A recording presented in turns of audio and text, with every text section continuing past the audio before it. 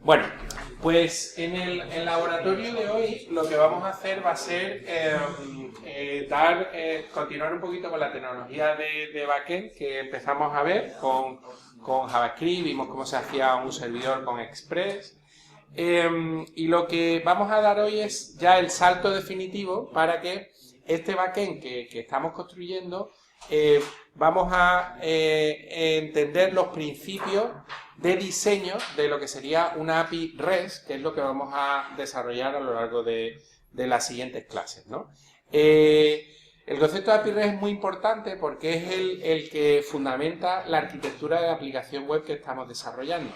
Entonces, lo que vamos a hacer hoy va a ser, primero, hacer un pequeño repaso rápido del servidor para construirlo y dejarlo en la situación en la que lo teníamos. Vamos a añadirle una nueva cosa que va a ser meter la capacidad de poder definir una carpeta donde tienes archivos y que el servidor devuelva los archivos tal cual, para poder tener contenido estático, que es muy habitual en las aplicaciones web, y después veremos cómo son los fundamentos del diseño de una buena API REST, con unos ejemplitos y intentando hacia el final hacer un ejercicio de diseño de una API para que vosotros durante esta semana ya empecéis a diseñar de manera conceptual la API que vais a desarrollar sobre vuestra fuente de información, ¿vale? Bueno, lo primero, recordamos que estamos en nuestra aplicación web, con Backend REST, con su cliente, su servidor. ¿En dónde estamos en esta clase? Pues estamos en la parte de Backend, en la parte de servidor. Bien, para hacer un pequeño recorrido rápido de dónde estábamos, lo que os puse un poquito a nivel de pizarrita el otro día, recordad que cuando un cliente se conecta a una URL, se conecta al servidor, le lanza un mensajito al servidor, que es el mensajito donde va la petición, y el servidor coge, localiza ese recurso y lo devuelve en otro mensajito. Estos dos mensajitos utilizando el protocolo que está ahí arriba, o HTTP, el protocolo HTTP, efectivamente. Vale, ¿qué pinta tienen estos dos mensajitos? Estos dos mensajes. Bueno, pues llega el recurso y si es HTML se renderiza en el navegador. Bien, bueno, pues ¿qué pinta tienen los mensajitos que van desde cliente a servidor, estos que hemos dicho? Bueno, desde cliente a servidor, la petición, que es una petición HTTP, pues lo que tiene es una primera línea que dice la operación que quieres hacer, HTTP, en este caso es GET, porque quieres recoger el recurso, el nombre del recurso, el protocolo, la versión de protocolo. Sabéis que han surgido nuevas versiones del protocolo HTTP últimamente, desde hace un montón de años que no surgían nuevas versiones y ha habido una nueva que añade un montón de funcionalidades que no vamos a ver porque son muy interesantes para que tengáis, por ejemplo, la posibilidad de encapsular de manera binaria la conexión, que una de las críticas que se hacía al protocolo HTTP, que la hacía bastante ineficiente, que era todo texto para arriba, texto para abajo, que te añade mucho overhead, y de esa manera pues te permite establecer conexiones con información binaria directamente, ¿no? Aunque después se podía comprimir en realidad, pero bueno. El caso es que tenemos esta primera línea, después tenemos un montón de cabeceras, por ejemplo tenemos la cabecera host, que lo que hace es que dice el nombre del servidor, le dice el cliente.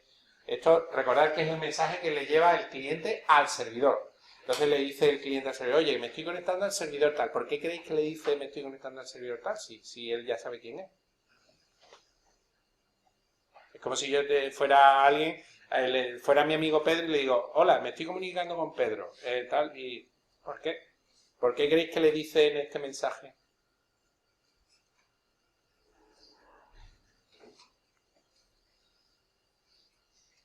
¿Nadie se le ocurre nada de por qué? Claro, porque tú tienes en una misma máquina física o virtual que tenga una IP o varias IP, en esa puedes tener asociado un montón de dominios, tienes un montón de dominios a la misma IP, entonces de alguna manera tienes que decir, oye, estoy conectándome a servidor.com, habrá otros navegadores que se conecten a otro dominio, entonces el servidor puede diferenciar y mandar. Connection Keep Alive, bueno, para conectar el socket que se abre, si quieres que se mantenga abierto, bueno, distintos tipos de acciones sobre la red, qué tipo de lenguaje acepta, bueno, hay un montón, qué tipo de navegador eres, si aceptas compresión, si aceptas un tipo de lenguaje preferentemente, juego de caracteres. Y al final de todas esas cabeceras va el datos, opcionalmente. En un get se suelen mandar datos. Por la misma manera que estoy preguntando, estoy pidiendo un... No, en un get no. Efectivamente, ¿en qué tipo de operaciones se suelen mandar datos? Operaciones de HTTP. Un post, normalmente. En Easy, si os acordáis, ¿qué tipo de casos normalmente el navegador mandaba datos al servidor? Formulario. Bueno, un formulario, aunque se decía también que estaba el método get, que era meterlo dentro de la URL, pero eso fue una cosa un poquillo rara que se metió en el protocolo. La idea es que es el post donde tú mandas, ¿no? Y bueno, pues eso llega al servidor. ¿Y cuál es el mensaje de vuelta? Pues el mensaje de vuelta tiene la misma pinta. Tienes la versión del protocolo de nuevo, el código de estado, si ha ido bien, no ha ido bien la comunicación, y una serie de metainformación también en la cabecera, la hora del servidor, qué tipo de servidor eres, etcétera, lo que vas a mandar, el tipo de datos que estás mandando y los datos de vuelta, los datos que le mandas. Bien, esto... hay una muy buena manera de verlo en la práctica, que es con las herramientas para desarrolladores de Chrome, que supongo que alguna vez habéis utilizado. Los compañeros me han dicho que sí la habéis utilizado en una asignatura por ahí. Fijaros, si tenéis el Chrome, si abrimos una pestaña del Chrome y os vais aquí al menú más herramientas para desarrolladores, esto lo habéis utilizado, ¿verdad? ¿Sí? Sí, con F12 y con control mayúscula I también se puede. Bueno, si la abrís, bueno, a mí se me abre en pantalla completa porque hay distintas formas de que te abran. Si la quieres en una ventana separada o si la quieres que te la ponga debajo de la página web o... ¿qué? Al lado. Sí. ¿Vale? Tenemos todas las distintas opciones. Bien, ¿y qué es lo que te permite esto? Bueno, si os vais, por ejemplo, a la pestaña esta de Network, esta es muy interesante, esta pestaña. Voy a darle aquí a limpiar la consola y a esto limpiarlo también. Esto es una consola de JavaScript de navegador, de cliente. Si yo aquí me conecto a una web, por ejemplo LSI-US, esto sale, ¿no? ¿Estáis todos con donde estoy yo? Pues aquí os salen, fijaros que salen todas las peticiones que ha hecho el navegador al servidor. En concreto, la primera que hace es a la página web. Y aquí, que esta es la parte más interesante, voy a aumentar esto, voy a ponerlo completo. No sé si se ve bien, ¿no? Bueno, esto tiene muchísima información muy interesante. De hecho, incluso podemos hacer zoom en distintas partes de las peticiones, de todas, para ver exactamente, e incluso cada petición podemos ver el tiempo que tarda a la hora de conectarse al servidor, a la hora de localizar en el DNS aquí. Esto está muy bien para hacer un profiling de tu aplicación. Pero bueno, lo que os decía, si pinchamos en la primera, aquí os salen las cabeceras y el mensaje exactamente de la petición que se ha hecho. Si vamos aquí a Request Header y vamos a View Source, aquí, voy a quitar esto, sale exactamente el mensajito que se ha mandado al servidor. Este es el mensajito del request, como os decía. Y en Response Header también podemos ver el mensajito de respuesta, las cabeceras de respuesta. La respuesta en sí, el contenido de la respuesta lo tenemos aquí en esta pestaña, donde está el HTML concreto. Entonces aquí podemos ver exactamente los mensajes HTTP que se están transmitiendo de un sitio a otro, ¿no? Bueno, esto era para recordar un poco.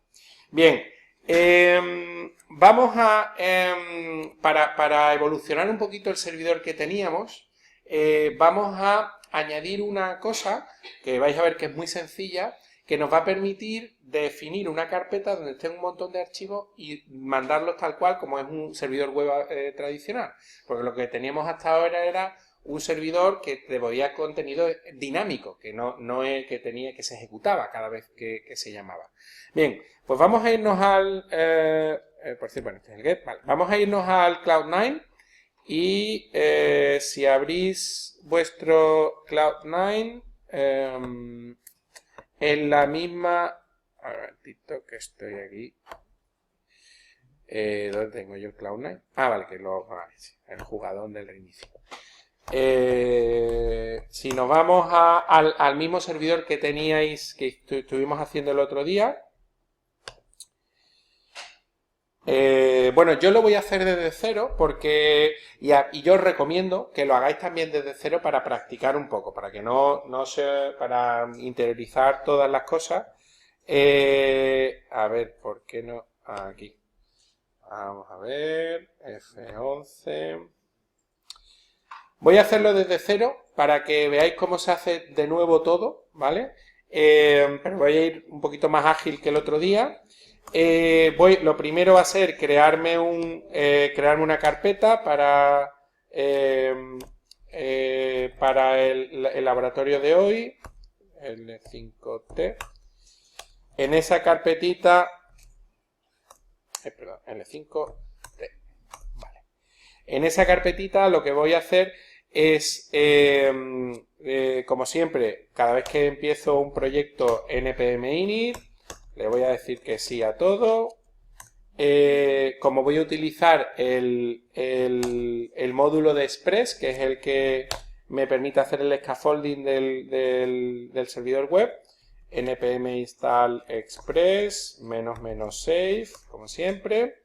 Y una vez que está hecho, ya tengo el node modules, creo un index.js y lo abro en el Cloud9. Bien, ¿vale? Touch. De acuerdo, ¿no? Bien. Bueno, pues ¿qué pinta tenía el servidor? Pues era... Uy, esto está muy chico. Pues era tan sencillo como definirnos nuestra variable que importaba el módulo con la función require y el nombre del módulo.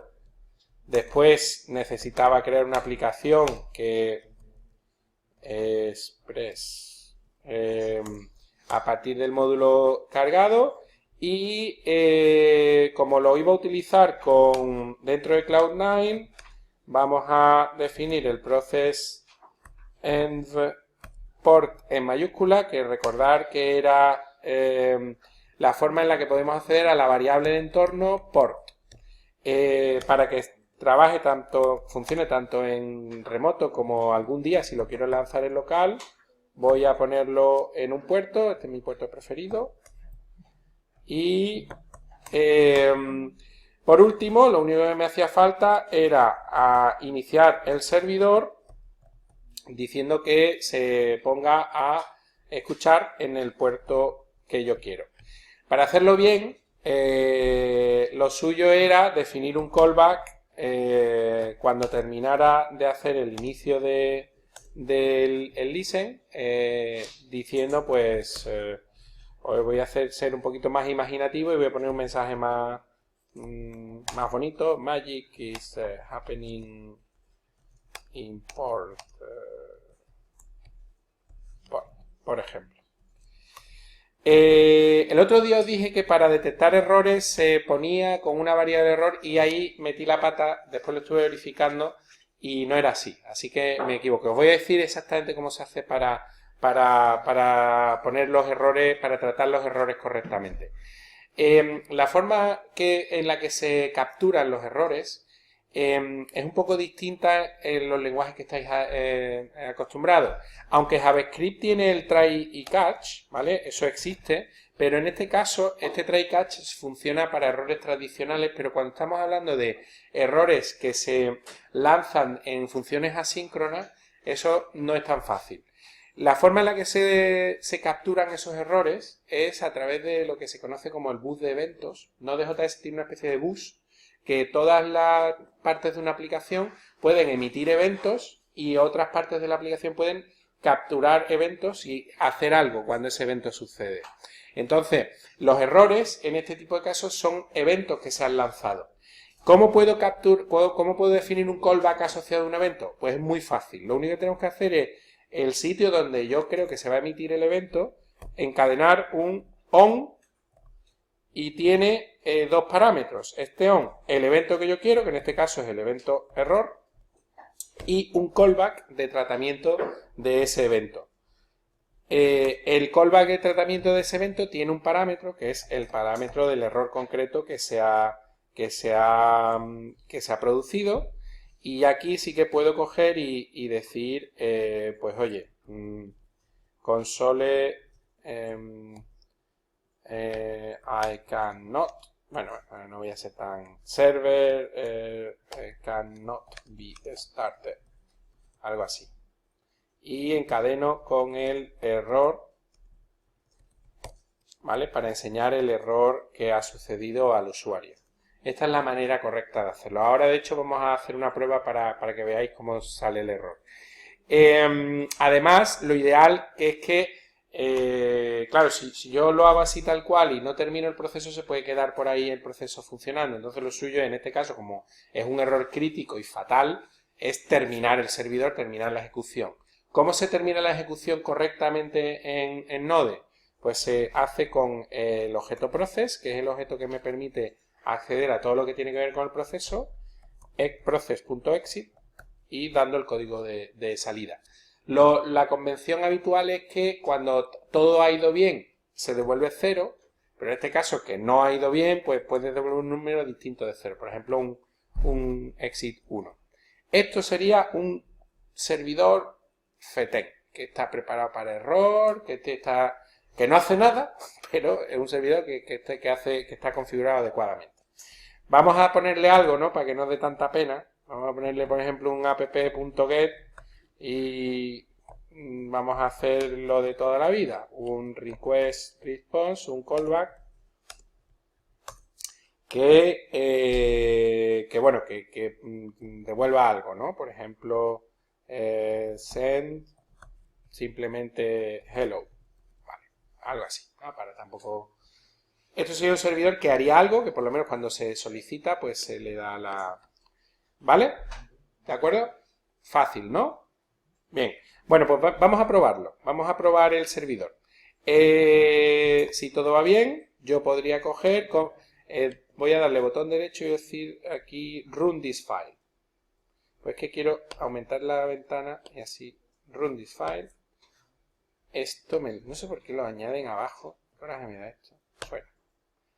Bien, fijaros que esto arranca, ¿ves? Si Magic is happening import 8080. Yo puedo irme aquí a la pestañita Open y funciona, ¿no? Teóricamente, hello. Sale aquí muy chiquitito, pero hello, ¿no? ¿Lo veis? ¿Cómo puedo? A ver, vale. De hecho, voy a hacer esto, F11 voy a quitar y esto lo voy a sacar a una pestaña separada, vale. Y F11. ¿No? Muy bien. ¿Cómo? Las caritas, ¿no? Vale. Bien, pues vamos a probar qué pasa, cómo podemos probar lo de los errores, el error eso que os acabo de enseñar. Pues fijaros, si yo me voy aquí con este, segundito, ahora voy a ir dando una vueltecita para los que no lo tengáis, pero escuchadme en esto, mirad. Vamos a probar que el tratamiento de error funciona. ¿Estáis conmigo? ¿Estáis conmigo o no estáis conmigo? Veo gente que no está conmigo. ¿Cómo puedo probar esto? Bueno, pues por ejemplo, un error típico es que el servidor ya esté lanzado y yo intente lanzar de nuevo el servidor. Y me va a decir, oye, que no puedes porque ya está funcionando. Pues mientras está el servidor funcionando, voy a arrancar yo aquí a mano con node index.js y fijaros. Bueno, el Cloud9 me avisa diciendo, oye, estás intentando arrancar de nuevo, ¿quieres que te mate el otro? No, es que lo estoy haciendo aquí. ¿Veis? Y os debe dar el mensaje de error, el tratamiento de error correcto, ¿no? Que estamos... Bien, ¿os funciona? En realidad es bastante sencillo. Yo creo que si os hubiera dejado un ratillo más, lo hubierais... la forma de hacerlo es... Bueno... Lo único que tengo que configurar con app.use. Este es una forma de configurar, digamos, plugins o extensiones dentro de Express, y en concreto Express te da ya una extensión que se llama static, creo que era process express.static, eso es. que esta extensión lo que te permite es definir una carpeta que es la que se va a utilizar como contenido estático. Lo que pasa que esto, lo suyo es asociarlo a... Esto es lo que se suele asociar al recurso barra, y después esto de hello, pues lo vamos a poner a la URL hello, por ejemplo. De esta manera, lo que va a hacer es buscar la carpeta public dentro del servidor. Bien, lo único, esto sería en un mundo ideal. Lo que pasa es que para estar seguro de que esto funciona, lo suyo es poner un directorio completo, tener la dirección completa del servidor. La dirección completa del servidor, si yo me creo aquí una carpeta public, ¿vale? La carpeta public dentro del servidor.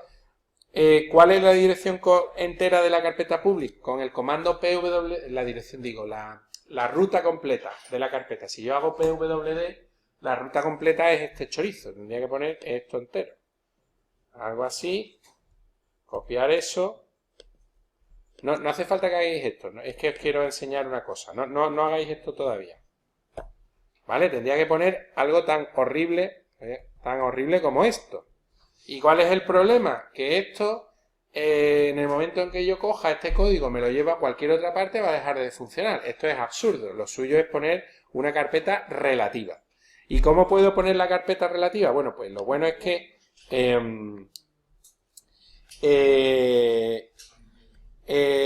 Node.js define la variable dirName con dos subrayados, dirName, subrayado, subrayado, y te da el nombre de la carpeta donde se está ejecutando, en este caso esta, donde está ejecutándose el servidor, ¿vale? Esta es la forma.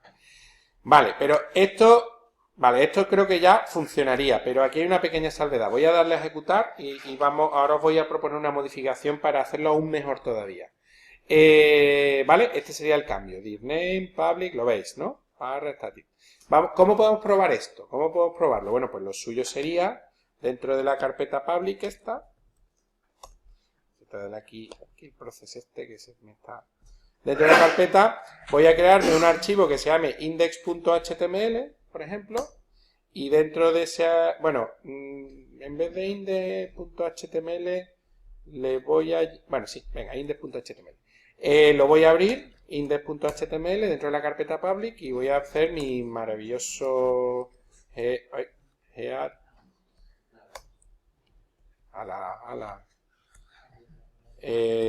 title, un body, h1, my rate server.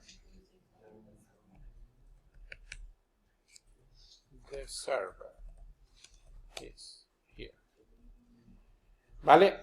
Tengo un HTML y este HTML, si yo ahora reinicio mi servidor, reinicio el servidor, teóricamente, si no me he equivocado, cuando yo reinicie esto, ya sale, está cargando el archivo index.html de la carpeta public, ¿vale? Esto ya funcionaría, pero yo os recomiendo que hagáis una pequeña modificación más. ¿Por qué? Porque esto solo funcionará en sistemas Unix. Si yo esto cojo y os lo pongo dentro, os instaléis vosotros, lo tenéis en Windows, vuestros portátiles, los que tengáis Windows, y os descargáis este código, tenéis instalado el Node.js e intentáis arrancarlo, os va a fallar, porque esta concatenación no funciona. En Windows sería algo así. Entonces esto es un peñazo, estar ahí entre una cosa y otra. Para aislarte del sistema operativo, podemos utilizar un paquete que forma parte del núcleo de Node.js, no hace falta instalarlo, que es el paquete path. El paquete path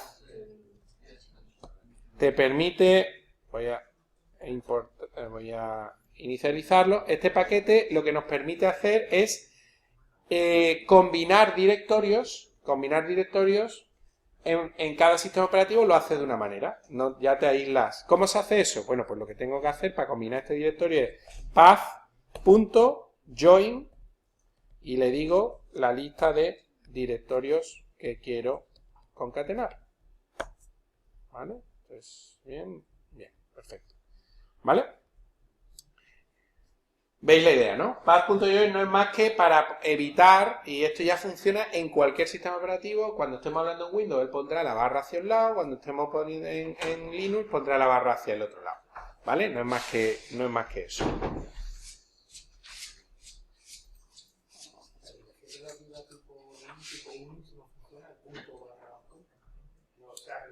No, la barra, el problema es las barras de un lado hacia el otro lado. Sí, no, me refiero que no funciona, digamos, una dirección relativa a...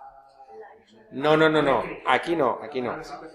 Eso funciona en las URL, bueno, y en otro tipo de... pero aquí no. Bueno, de todas maneras, tendría que hacer algunas pruebas, pero creo que no. A ti no te ha funcionado. ¿Cómo? No, porque Path es un módulo que está en el core de Node.js. Ese es un módulo que te viene ya preconfigurado. De hecho, en realidad, lo que pasa es que eso no lo hemos hecho nunca, pero nosotros podemos instalar paquetes de manera global y así no haría falta instalarlo. Si nosotros cualquier módulo que queramos, lo queremos convertir en un módulo global que podamos utilizar en todo nuestro sistema, poniéndole "-g" al final, eso es lo que hace que tienes un node módulos en una carpeta común a todos los usuarios y "-g" cuando lo instalas. Y todos los paquetes nucleares ya están en esa carpeta de Node módulos global que tienes en la instalación de Node.js. Exacto. Bueno, no tiene sentido, si lo vas a instalar de manera global, no tiene sentido meterlo en tu package, porque es que lo tiene... No es recomendable hacerlo, no es recomendable. Pero en realidad es que si lo vas a usar de manera global es que no vas a poner la dependencia en local. Porque es que no vas a tener ni siquiera un nodo de módulos en tu carpeta. Entonces no es recomendable instalarlo de manera global. O usas "-g" para pruebas en local de comandos que te hagan falta en todo sitio, o utilizas lo otro. Vale, bueno, pues vamos, para comprobar que esto funciona y que cualquier cosa que tenemos ahora mismo está funcionando, fijaros que voy a reiniciar el servidor, ¿vale? Con este código. Y lo que voy a hacer es, voy a cogerme una imagen. Esta mañana usé la de Spinete, voy a usar en este caso una imagen de Petete, que es aún más... y si nos vamos a Petete, que seguro que todos sabréis quién es. Este Petete, voy a copiarme la URL y voy a descargármela en el servidor con un comando maravilloso que se llama wget, que no sé si lo conocéis, pero con wget yo puedo poner una URL y se descarga esta imagen de Petete. Voy a moverla, tiene un petete.1, voy a petete, mvptt, la voy a poner a petete.jpg. Entonces, como ya lo tengo en la carpeta petete, fijaros que sin tener que reiniciar el servidor, yo ya en mi servidor puedo poner, en vez de index.html, puedo poner petete.jpg y se está devolviendo el petete. Es que tengo un zoom tan gigante que... Petete, ¿vale? O sea, todo... ¿Y por qué no he tenido que reiniciar el servidor? Porque yo lo que he hecho es configurar el servidor diciendo, oye, lo que esté en esta carpeta lo devuelves tal cual. Entonces no tengo que volver a cargar. Todo lo que esté en la carpeta lo va a ir devolviendo tal cual, ¿vale? Venga, a probar a ver si os funciona a vosotros también. Esta era un poco la adición de cosas que íbamos a hacer hoy a nuestro servidor, que es muy chiquitito, pero quería que lo entendiéramos lo que estamos haciendo. Con esta simple línea estamos haciendo algo bastante interesante. Lo que vamos a hacer ahora va a ser volver un poco a la parte más teórica, porque vamos a dar un pasito más allá, porque lo que tenemos ahora mismo en nuestra aplicación, que es un servidor web tradicional. Entonces sería como un Apache, un mini Apache, habéis hecho, que es capaz de devolver cosas. Bien, nosotros lo que pasa es que lo que queremos hacer es un backend que sea una API, además que sea REST.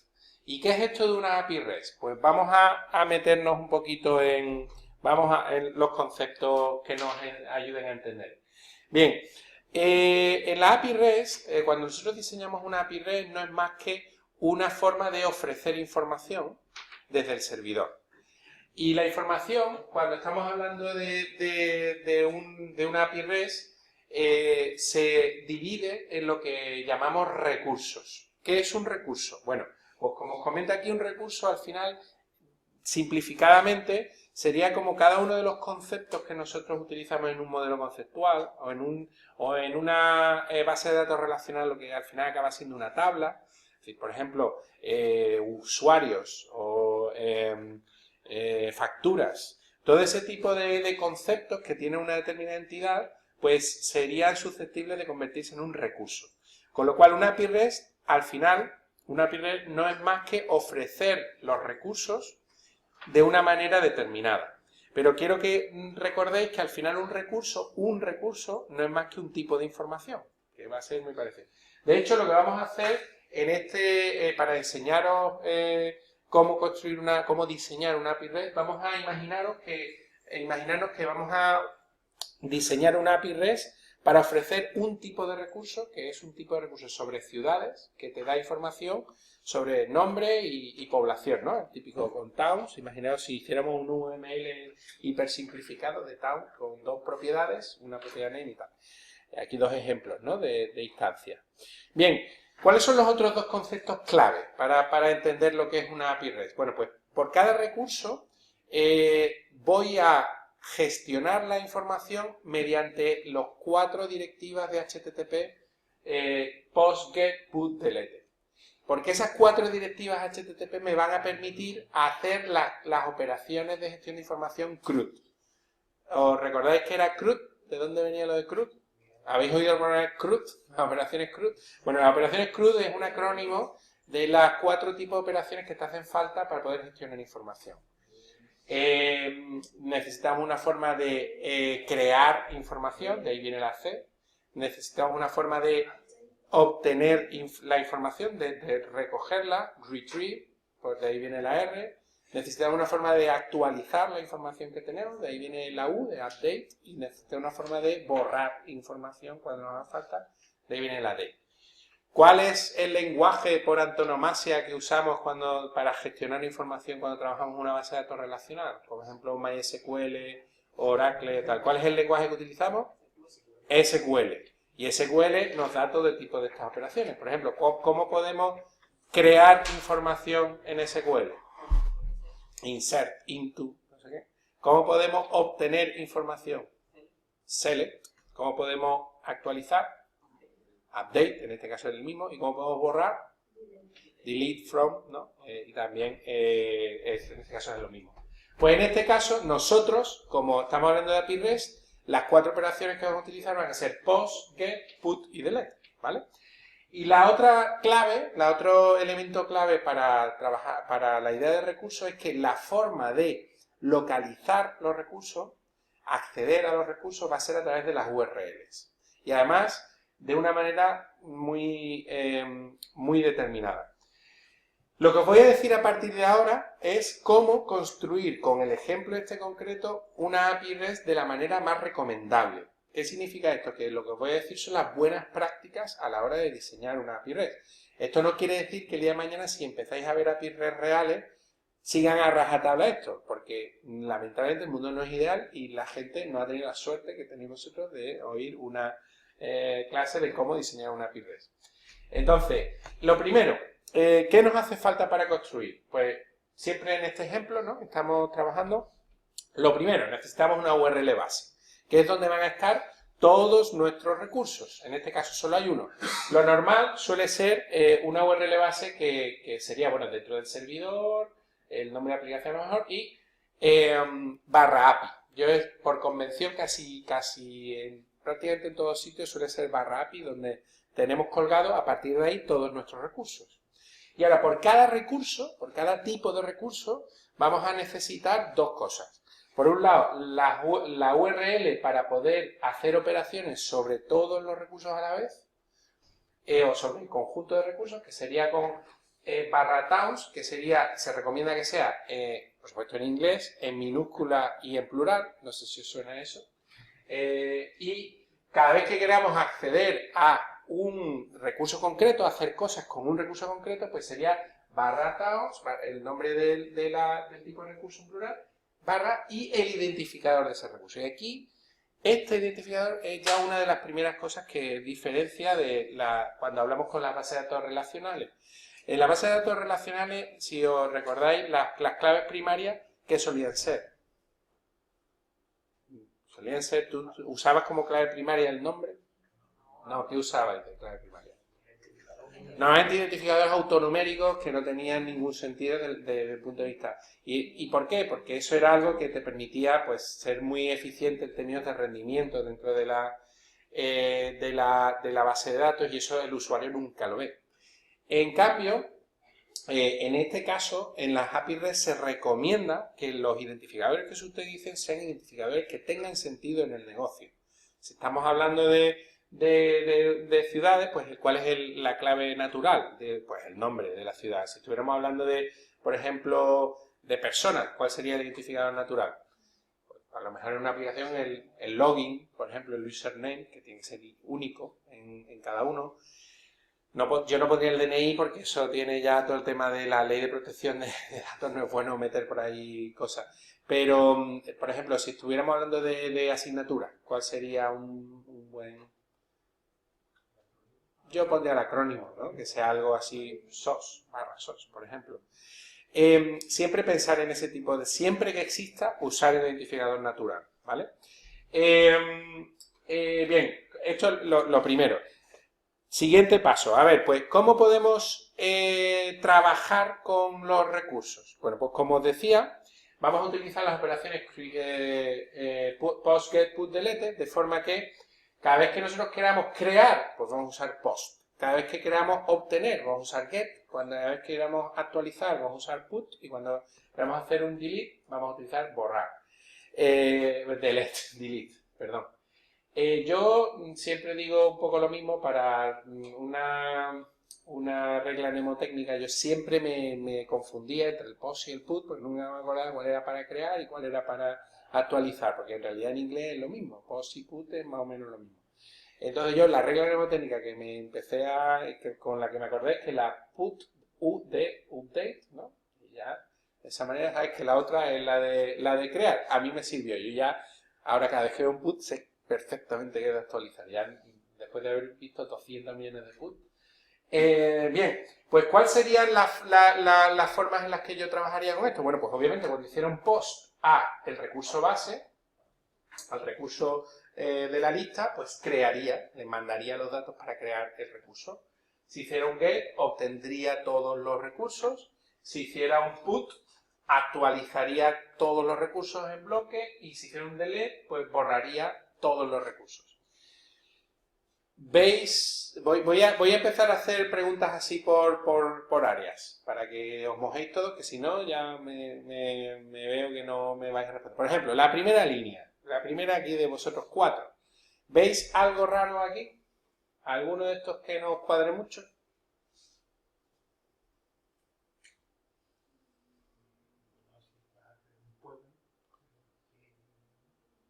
¿No? Ahí a ver, la segunda línea, ¿veis algo raro ahí? No. Tercera línea, ¿veis algo raro ahí? Algo que no debería de cuadrar. Cuarta línea.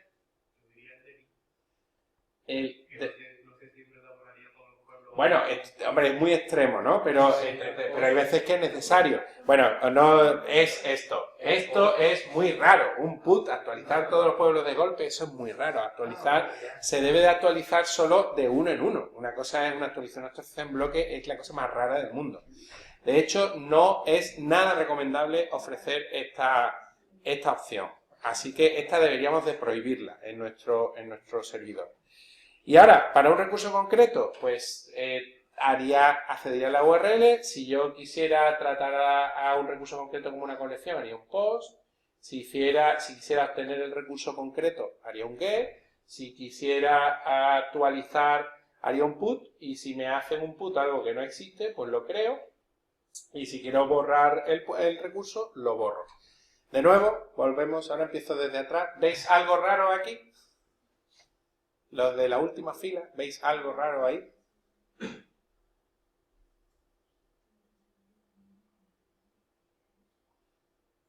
¿No? El post, efectivamente, esa es una de las cosas raras, que es eso de hacer un post a un recurso concreto, si el post es para crear, y eso ya existe. Tercera fila, ¿veis algo raro además de eso? ¿Algo más?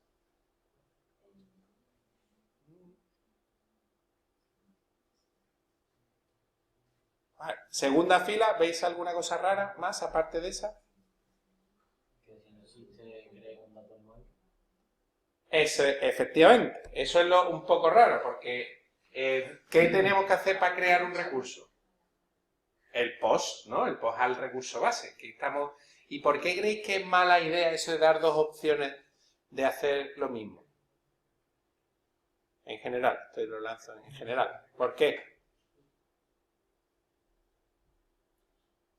Vamos a ver. Las APIs, y esto que voy a decir es una de las cosas fundamentales, cuando nosotros diseñamos una API, las buenas prácticas lo que nos ayudan es a hacer que nuestra API sea muy sencilla de utilizar y que las personas que lo utilicen, los desarrolladores que vayan a consumir esa API, rápidamente se acostumbren a utilizarla. Entonces, todos los principios están orientados a que no haya ambigüedad, sea sencillo y directo.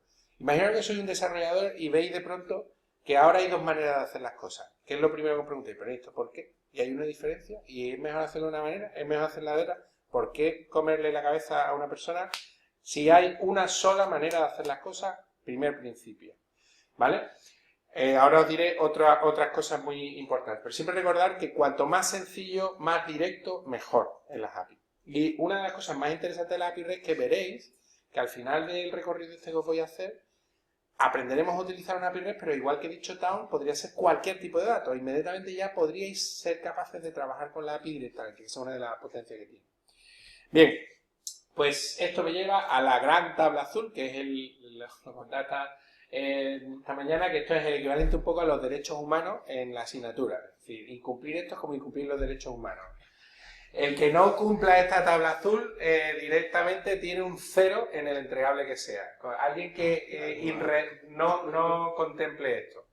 ¿Qué significa esta tabla azul? Pues aquí está el resumen de lo que os he dicho antes. Cuando yo quiera trabajar con el recurso base, puedo hacer post, puedo hacer un get, pero está prohibido hacer el put y puedo hacer un delete. Y cuando quiera hacer sobre un recurso concreto, está prohibido hacer el post. El resto sí está permitido. Esto tenéis que, espero que al final de la asignatura, otra cosa no, pero esto lo tendréis marcado a fuego en vuestra cabeza. ¿Vale? Cada vez que diga la tabla azul, esta es la tabla azul. Bien, a nivel de formatos de información, ¿qué tipos de cosas vamos a trabajar en la asignatura? Bueno, pues ya os habéis un poco habréis intuido que JSON va a ser donde trabajemos. Cada vez que queramos mandar información a la API, lo que tenemos que mandar es JSON y cuando la API genere información, genere datos, va a dar JSON. Lo bueno que tiene este formato es que es muy fácil de escribir, de leer, incluso para un humano, y además que tiene cosas como lo del YAML, que yo creo que el YAML os comenté un poco el otro día o... No, bueno, YAML es una cosa que se ha puesto muy de moda últimamente, que es una forma alternativa de escribir JSON, que es aún más fácil de leer. Voy a enseñar esta web que te pone un poco el equivalente. YAML no es más que una forma de... bueno, el JSON, como veis, ya hemos visto varios ejemplos, ¿no? Cuando quiero hacer un objeto, empiezo una llave, los nombres de las propiedades, entre comillas, 2 puntos, y si quiero hacer un array, pues es con corchetes, ¿no? Esto era un JSON. Bueno, pues YAML es una manera de escribirlo en el que aprovecho los tabuladores para diferenciar qué está dentro de qué. Entonces, estas dos cosas son completamente equivalentes. Es decir, esto es un array. Si yo quiero meter un nuevo elemento en el array, pues... Y esto es como si escribiera... Si quiero meter un nuevo... Veis que se ha actualizado aquí. Si yo quiero meter una nueva propiedad, puedo meter aquí la nueva propiedad prop2, que es de tipo... por ejemplo, número. Pues aquí tengo el equivalente, ¿dónde está? ¿Dónde me la he...? Ah, falta una coma, perdón. Aquí tengo la proe y equivalente. Yo aquí puedo hacer un prop3, 2 puntos, y meter incluso una una cadena.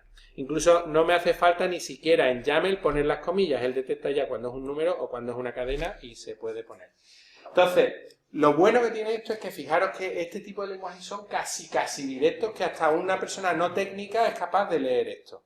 Y lo bueno es que cuando trabajamos con YAML o con JSON, que es totalmente equivalente, puedes transformar de uno a otro con una línea de código, te transforma, te lee un YAML o te lee un JSON. Lo bueno que tiene esto es que tú inmediatamente con una sola línea de código cargas en memoria todo el objeto y ya puedes acceder a json.object.prop2, ya está cargado en memoria, todo parseado y listo para ser utilizado, con lo cual es bastante interesante. Bueno, YAML no lo vamos a utilizar en la asignatura, pero quería que os sonara porque se está poniendo de moda muchísimo. Casi todos los frameworks nuevos que se están creando, no sé si os suena por ejemplo Kubernetes, que ahora está como muy de moda, y otros más, tienen la forma en la que configuras todo, la que es con archivos YAML. Bueno, cada vez que alguien diga archivos YAML, pues es un archivo JSON, es lo mismo que un JSON. Si vosotros podéis decir, yo también sé YAML, yo soy un experto en YAML. Vale. Bien, ¿cómo podemos hacer cosas un poquito más complejas en nuestra API? Bueno, en nuestra API, normalmente la información no solo son cosas aisladas, hay veces que tengo que enlazar datos, ¿no? Tengo que establecer relaciones entre ellos. Bueno, pues lo bueno que tenemos con las URL es que nos permite establecer de una manera muy directa los enlaces entre los recursos. Imaginaos que yo tuviera en el recurso town, tengo una relación 1n, es decir, que es una agregación con hospital. ¿Qué significa? Que una ciudad puede tener múltiples hospitales. Bueno, pues, ¿qué creéis que haría esto? Sin yo explicaros nada. ¿El qué? ¿Qué haría un post a /town Sevilla Hospital? Crea un hospital asociado a Sevilla. Esto crearía un nuevo recurso hospital que está asociado con Sevilla. ¿Y qué creéis que haría un get /town /Sevilla /hospital? Devuelve todos los hospitales de Sevilla. Claro, esto no quiere decir que no pueda tener el recurso hospital base. Esto es simplemente una forma un atajo para tener sus conjuntos de recursos relacionados. Yo podría tener también el /hospitals. Directamente puedo hacer un get /hospital y me daría todos los hospitales de todos sitios.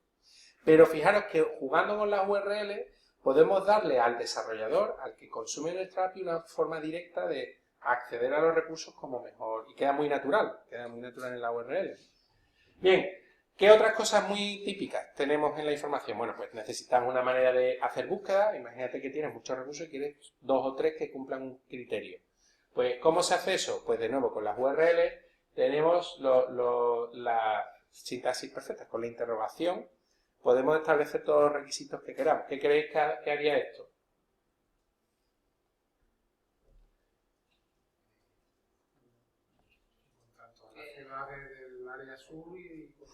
Efectivamente, que tenga hospitales. Por ejemplo, esto devolvería los recursos que cumplieran esos criterios. ¿Cómo hace una paginación? Bueno, la paginación también se recomienda que se haga con interrogación y usando 2 palabras clave, que son limit y offset. Y es bueno utilizar esas 2 palabras clave. Hay alguna gente que ha hecho APIs que pone number o count o cosas así. Y eso complica mucho porque ahora tienes que ver en la documentación concretamente. Las buenas prácticas y donde está totalmente extendido es el uso de limit y offset. Eso es lo que se recomienda. Limit es el número de recursos que quiero y offset a partir de qué punto quiero que me los devuelva. ¿Esto cuándo es útil? Cuando yo quiero hacer un tratamiento por lotes de muchísimos recursos. Por ejemplo, se los quiero ir enseñando al usuario en bloques de 10 en 10, por ejemplo, de 100 en 100. Y esto me permite ir poco a poco. ¿Qué haría esto? ¿Qué devolvería? Los recursos desde el cual al cual. Del 100 al 110, efectivamente. No, del 100 al 109. Del 100 al 109. Vistas personalizadas. ¿Cuándo es útil esto? Bueno, vistas personalizadas, imaginaros que yo tengo un recurso que es gigante. Cada recurso tiene un montón de propiedades, muchísimas propiedades. Y yo realmente solo me hacen falta 2 cosas del recurso. Una especie de subconjunto del recurso, una pista del recurso. Pues esto, la idea es, se recomienda usar la palabra fields. Que fields iguala todos los nombres de campos que yo quiero. Entonces esto me daría un subconjunto, en este caso es que solo tengo 2 propiedades, pero imagino que yo tuviera 300 propiedades. Aquí lo que haría sería un subconjunto de recursos solo con las propiedades name and population.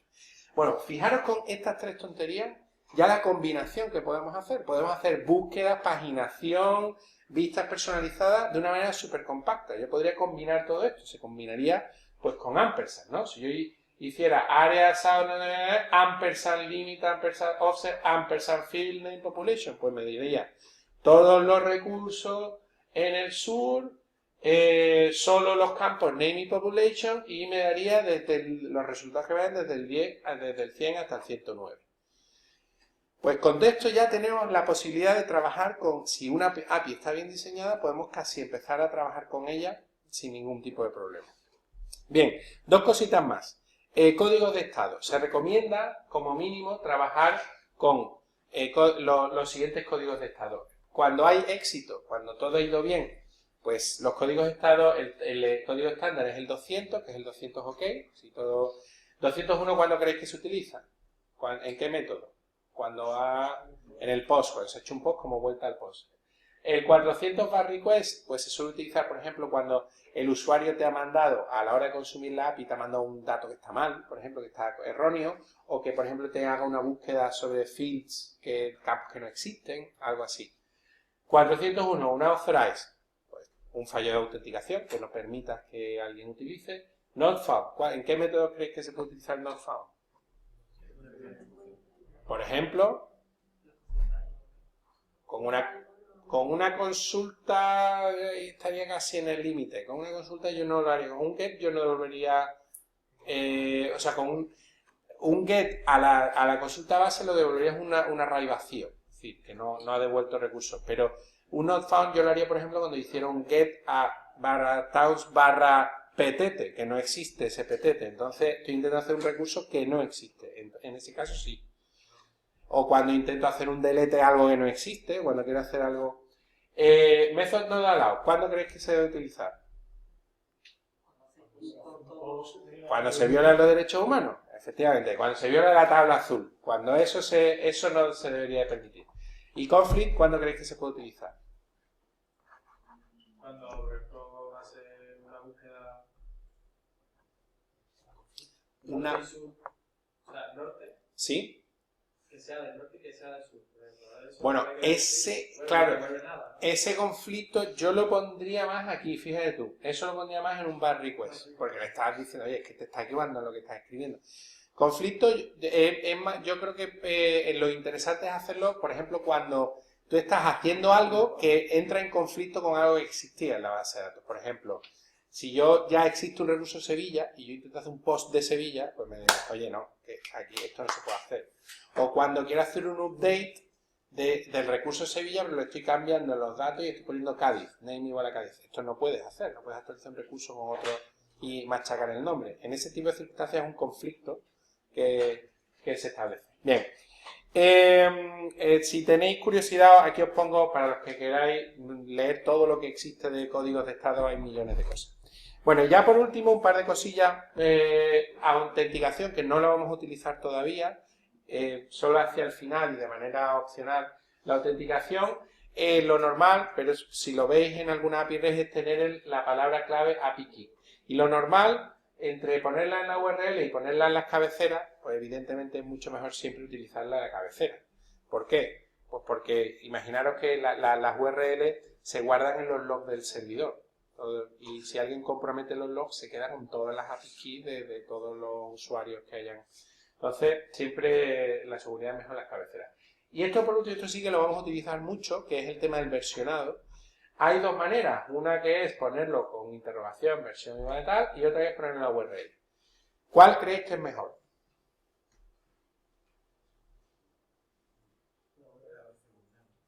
La segunda, efectivamente. ¿Y por qué? Pues este es un típico caso de una de las cosas que no sé si os ha pasado como desarrolladores alguna vez, pero a mí me ha pasado y te toca muchísimo las narices. Que tú, imagínate, la idea de una versión, de una API es que la API vaya evolucionando y tú vas a sacar una, versión 1, versión 2, versión 3. ¿Qué pasa? En la primera versión claro, en la primera forma de hacer las cosas, ¿qué pasa si el usuario no te pone nada de versión? Pues que tendrás una versión por defecto, ¿no? ¿Y cuál es tu versión por defecto? ¿La primera? ¿La última? ¿Cuál es? Pues lo normal es que sea la última, ¿no? Que va... Entonces, ¿qué pasa? Que tú desarrollar tu API, de pronto, pues voy a actualizar la 3 y ahora en la cuarta, esto hay que rehacer, rompo la compatibilidad. Publica y de pronto la versión por defecto cambia a algo que no es compatible con lo anterior. ¿Qué le pasa a todos tus desarrolladores? Que de pronto deja de funcionar su sistema, no han tocado nada y se acuerdan de tu familia, porque, claro, es como no se os ha pasado, estás dependiendo de una biblioteca que ha cambiado la compatibilidad y de pronto deja de funcionar todo. Lo bueno de esta segunda forma es que tú explícitamente pones ahí la versión, de forma que tu desarrollador sabe a qué versión exactamente está atacando de la API siempre, siempre. Entonces, si tú mañana sacas nuevas versiones, la 3, la 4, el desarrollador lo sabe y, bueno, venga, ahora la voy a cambiar. Y él explícitamente hace el cambio en su código, sabiendo que está cambiando de la versión 1 a la versión 2, ¿no? Por eso es la forma en la que lo vamos a hacer nosotros. Bien, por último, antes de irnos, os comento un poco. Esto era un ejercicio de hacer un diseño de una API REST, que la idea es que os imaginarais cómo se puede hacer este diseño aplicando todas estas cosas que os he dicho a un recurso concreto, ¿no? Un recurso que tenga nombre, apellidos y correo. Como estamos un poco mal de tiempo, os digo directamente la solución, porque esto que os voy a decir va a ser lo que vais a tener que hacer vosotros sobre vuestra API. A ver, bueno, ¿cómo se llamaría el recurso en este caso? Si tiene que ser en inglés. Contacts, por ejemplo. Contacts. Y ahora, pues, name, font, tal. Y ahora, pues, los ejemplos concretos, pues, os voy a poner aquí el ejemplito.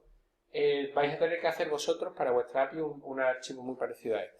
Pues la idea sería, bueno, pues el recurso base, pues, ¿cómo se llamaría? API v1 contacts, por ejemplo. El típico recurso tendría esta pinta. Tendría, ¿no? Bueno, esto está un poco regular porque esto es JavaScript, esto no es JSON. Para que sea JSON tendría que poner los nombres de las propiedades en comillas, ¿vale? Que es una pequeña rata. ¿Cómo accedería todo? ¿Qué haría? Ay, yo no sé por qué me pongo a mirar aquí si veo aquí esto. Soy idiota. Vale. Eso es. Vale. Get contacts, pues lo que me daría sería todos los, cuando yo hiciera un get a contacts, un array, fijaros que me daría un array con todos los recursos que yo tuviera. Cuando hiciera un get a contacts Pedro, me daría una respuesta de un recurso concreto, solo uno. Y fijaros que aquí no es un array, lo veis, ¿no? Este no es un array, es un objeto directamente. Cuando hiciera un post a barra contacts, le debería de pasar en la petición el recurso que quiero crear y la respuesta sería el 201 created. Si no pongo nada, por defecto es 200, ¿vale? Ok. Y cuando quisiera actualizar un recurso, pues sería un put a un recurso concreto pasándole el objeto. Vale, pues algo parecido vais a tener que hacer vosotros cada uno con vuestra fuente de datos, ¿vale? Además, ya con esto terminamos. Bueno, esto terminamos aquí. Os adelanto una cosa. Vamos a poner un pequeño vídeo. Vamos a poner un pequeño vídeo de cómo subir el código que tenéis en vuestro repositorio, que se hace con 2 líneas de código, 2 líneas en el terminal y registrándoos en la plataforma Heroku. Vais a ser capaces de ese código tenerlo desplegado en Heroku. Y en ese vídeo lo vamos a poner para que lo podáis hacer en vuestra aplicación y eso lo vamos a poner como una tarea opcional para el próximo feedback. De forma que los que lo consigáis hacer tendréis unos puntos adicionales al del feedback, ¿vale? Bueno, pues nos vemos la semana que viene.